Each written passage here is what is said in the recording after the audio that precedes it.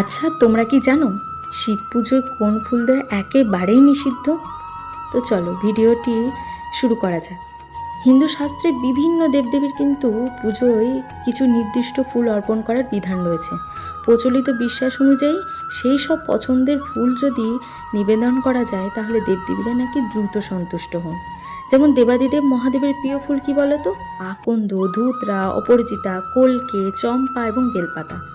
কিন্তু দেবাদিদেব মহাদেবের পুজোয় কিন্তু কেতকী ফুল একবারেই নিষিদ্ধ।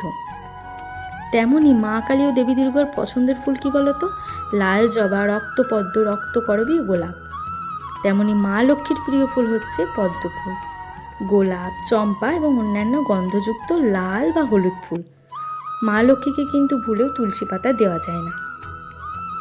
ভগবান গণেশের প্রিয় ফুল কি বলতো?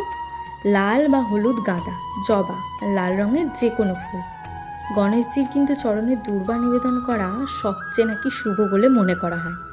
তেমনি আমাদের বিদ্যার দেবী সরস্বতীর প্রিয় ফুল হচ্ছে পলাশ ফুল, সাদা টগর, শিউলি, সাদা পদ্ম এবং চাঁপা। ভগবান হনুমানজির প্রিয় ফুল চামেলি, জুঁই ফুল ও আকন্দ ফুল। শনিদেবের প্রিয় ফুল হচ্ছে নীল অপরাজিতা এবং শ্বেত বা নীল আকন্দ ফুল। এই সমস্ত প্রিয় ফুলগুলি সেই দেবদেবীদের পায়ে অর্পণ করলে নাকি দেবদেবীরা দ্রুত সন্তুষ্ট হন। কিন্তু একটা কথা মাথায় সবসময় রাখবে, পুজোর সময় বাসি পোকা ধরা ফুল দেবদেবীদের চরণে নিবেদন করবে না।